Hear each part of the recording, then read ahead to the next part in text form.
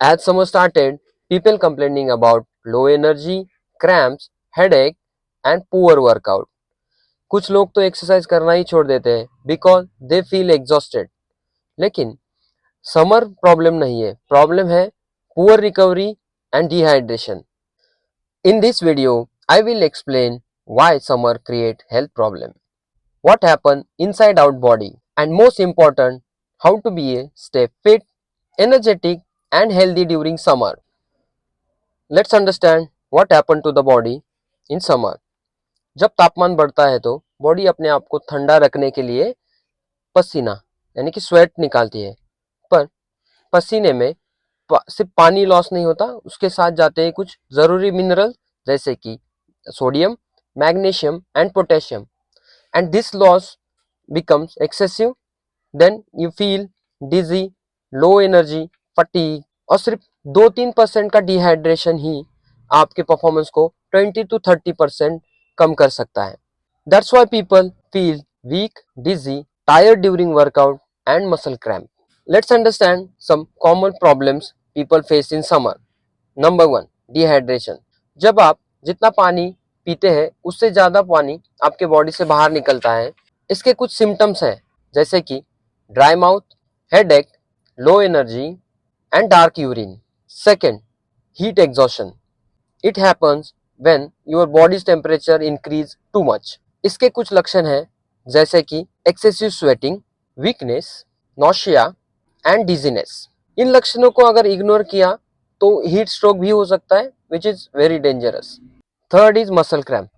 जब हम ज़्यादा स्वेट करते हैं we lose electrolytes like sodium and potassium. उसकी वजह से हमारे बॉडी में पेनफुल क्रैम्प्स आते हैं. जिम जाने वाले और एथलीट इसको बार बार फेस करते हैं. Fourth is low workout performance. जैसे समर में कई लोग महसूस करते हैं कि उनका स्ट्रेंथ और एंडोरेंस कम हो रहा है. जितना वेट वो पहले उठा पाते थे अभी नहीं उठा रहे. जितना डिस्टेंस वो कवर कर पा रहे थे पर्टिकुलर टाइम में वो उतना भाग नहीं पा रहे या कुछ साइकिल नहीं कर पा रहे. This mainly because of dehydration, electrolytes imbalance and poor recovery. ये थे कुछ कॉमन प्रॉब्लम्स जो लोग फेस करते हैं ड्यूरिंग समर. अभी हम समझते हैं कि इन प्रॉब्लम्स के ऊपर कैसे आप काम कर सकते हैं, इनके ऊपर ओवरकम कैसे कर सकते हैं. Now I will give you some practical tips which you can follow. Tip number 1, proper hydration. Most people तभी पानी पीते हैं जब उनको प्यास लगती है, but thirst is a late sign of dehydration. Better strategy is you start your day with 400 to 500 ml water. Drink water every 40 to 50 minutes. Tip number 2, eat water rich foods. Nutrition बहुत बड़ा role play करता है आपकी hydration में. आप अपनी diet में कुछ फूड्स ऐड कर सकते हैं जैसे कि watermelon, orange, cucumber, coconut water, butter milk. This helps to maintain your electrolytes balance and hydration. Tip number 3, adjust your workout timing. Best workout timing is early morning or evening after sunset. Don't do high intense workout between 12 PM to 4 PM. अगर आपके gym में AC है तो you can do it. Tip number 4, reduce excessive intensity.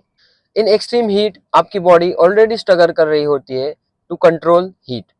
So don't do too long or high intense workout sessions. So more focus on strength training, moderate cardio and proper rest. जब आपको ज्यादा पसीना आता है तो सिर्फ पानी पीने से बात नहीं बनेगी. You also need electrolytes like sodium, potassium and magnesium. And you can get that from coconut water, lemon and salt, banana and buttermilk. And also you can add some electrolyte supplement. Tip number 6, sleep and recovery. हम नींद को बहुत underrate करते हैं but sleep is the most important thing in recovery. और hot weather के वजह से आपकी नींद और खराब होती है but recovery is most important in performance. So make sure take 7 to 8 hours of good sleep. Keep your room temperature low. You can use AC or cooler for that. Had light dinner. जो regular training करते हैं वो अपने साथ 1 litre का bottle carry करें. Exercise के पहले, बीच में और बाद में पानी पीते रहें. लाइट और ब्रीदेबल वेयर पहने.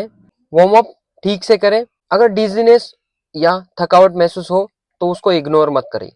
Summer does not mean to stop your fitness journey. You just need to train smarter and take care of your hydration and recovery. Thank you very much. If you find this information useful, then hit the like and share someone who need it.